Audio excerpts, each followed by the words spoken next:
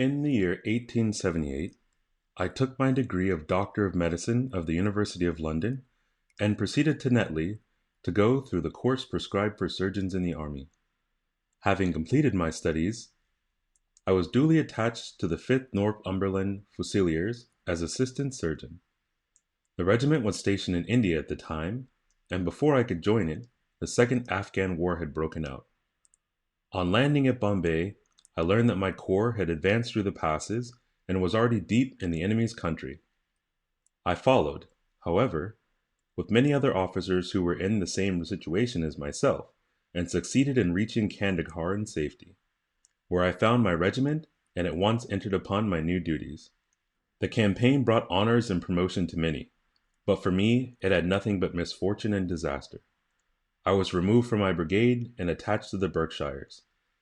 With Wynne I served at the fatal battle of Maiwand. There I was struck on the shoulder by a jezail bullet, which shattered the bone and grazed the subclavian artery. I should have fallen into the hands of the murderous Gonzes, had it not been for the devotion and courage shown by Murray, my orderly, who threw me across a pack horse and succeeded in bringing me safely to the British lines.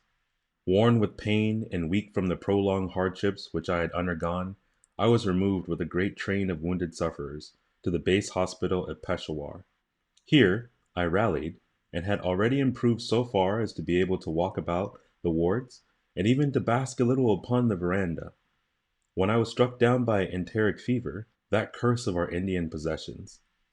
For months my life was despaired of, and when I at least had come to myself and become convalescent, I was so weak and emaciated that a medical board determined that not a day should be lost in sending me back to England. I was dispatched accordingly, and the troop ship Ornotes, and landed a month later in Portsmouth Jetty, with my health irretrievably ruined, but with permission from a paternal government to spend the next 9 months in attempting to improve it. I had neither kith nor kin in England, and was therefore as free as air, or as free as an income of 11 shillings and sixpence a day will permit a man to be. Under such circumstances, I naturally gravitated to London, the great cesspool into which all the loungers and idlers of the empire are irresistibly drained. There I stayed for some time at a private hotel in the Strand, leading a comfortless, meaningless existence, and spending such money as I had, considerably more freely than I ought. So alarming did the state of my finances become, that I soon realized that I must either leave the metropolis and rusticate somewhere in the country, or that I must take a complete alteration in my style of living. Choosing the latter alternative, I began making up my mind to leave the hotel, and to take up my quarters in some less pretentious and less expensive domicile. On the very day that I had come to this conclusion, I was standing at the Criterion bar, when someone tapped me on the shoulder. Turning around, I recognized young Stamford, who had been a dresser under me at Bart's. The sight of a friendly face in the great wilderness of London is a pleasant thing indeed to a lonely man. In old days, Stamford had never been a particular crony of mine, but now I hailed him with enthusiasm, and he, in his turn, appeared to be delighted to see me. In the exuberance of my joy, I asked him to lunch with me at the Holborn, and we started off together in a hansom.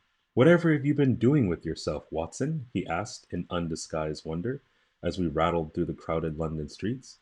"You are as thin as a lath and as brown as a nut." I gave him a short sketch of my adventures, and had hardly concluded it by the time that we reached our destination. "Poor devil," he said, commiserating, after he had listened to my misfortunes. "What are you up to now?" "Looking for lodging," I answered, trying to solve the problem as to whether it is possible to get comfortable rooms at a reasonable price. "That's a strange thing," remarked my companion. "You are the second man today that has used that expression to me." "And who was the first?" I asked. "A fellow who was working at the chemical laboratory at the hospital. He was bemoaning himself this morning because he could not get someone to go halves with him in some nice rooms which he had found, and which were too much for his purse. 'By Jove!' I cried, 'if he really wants someone to share the rooms and expense, I am the very man to do so.'